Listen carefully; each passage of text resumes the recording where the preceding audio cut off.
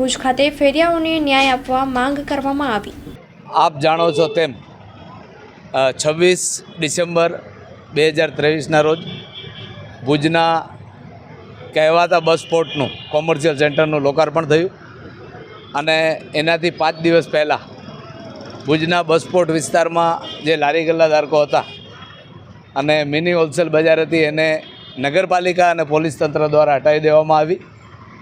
અને હટાવી દેવા પછી અનેક વખત નગરપાલિકા પ્રશાસન અને પોલીસ પ્રશાસન સાથે પત્ર વ્યવહાર રૂબરૂ વાતચીત અને ત્યાં સુધી કે 5 જાન્યુઆરી 2024ના રોજ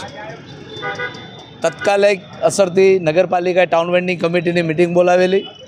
અને એ મિટિંગની અંદર પણ પોલીસ પ્રશાસન સંબંધિત ટાઉન વેન્ડિંગ કમિટીના લગભગ તમામ સભ્યો ઉપસ્થિત રહ્યા બાદ અનેક નિર્ણયો જેને કહેવાય કે સ્ટ્રીટ વેન્ડર એક્ટ 2014 અને રાજ્ય સરકારના નોટિફિકેશન 2016 અને 18 મુજબ લેવામાં આવ્યા, પરંતુ નગરપાલિકા પ્રશાસન આજ દિવસ સુધી મગનું નામ મરી પાડી શકી નથી। નગરપાલિકા પ્રશાસન આજ દિવસ સુધી જે રોજનું કમાઈ ખાનારા ફેરિયાઓ છે એ ફેરિયાઓને એમના ધંધા રોજગારનું સ્થળ કોઈ પણ જગ્યાએ ફાળવી શકી નથી। ત્યાં સુધી કે અમે ન્યાય મેળવવા માટે નામદાર કોર્ટની અંદર ગયા છીએ અને નામદાર કોર્ટ અમને તમામ ભુજના ફેરિયાઓ જે છે અસરગ્રસ્ત એમને ન્યાય આપશે એવી અમને અપેક્ષા છે, પરંતુ અત્યારે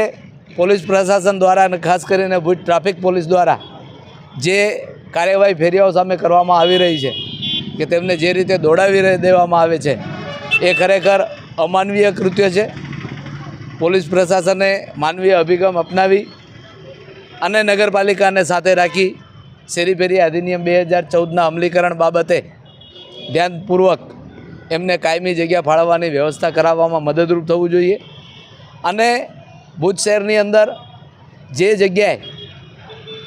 બસ સ્પોટ પાસે ટ્રાફિક જામ ન થાય એના માટે જે રીતે પાર્કિંગની વ્યવસ્થા કરવામાં આવી છે, તો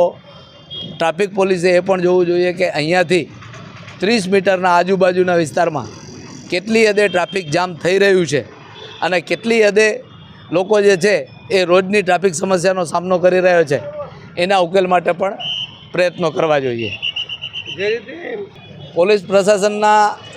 જે કર્મચારીઓ ફિલ્ડ ઉપર હોય છે એમની સામે મને કોઈ ઓબ્જેક્શન નથી, કારણ કે એ લોકો એમના અધિકારીઓની સૂચનાઓનું પાલન કરતા હોય છે। ટ્રાફિક નિયમનની જવાબદારી પોલીસ પ્રશાસનની છે અને એ નિભાવી રહી છે, પરંતુ જે જગ્યાએ ટ્રાફિકની સમસ્યાઓ છે એ જગ્યાએ નિભાવવામાં ભુજ સિટી ટ્રાફિક પોલીસ કેમ ઊણી ઉતરી રહી છે એ એક પ્રશ્ન છે।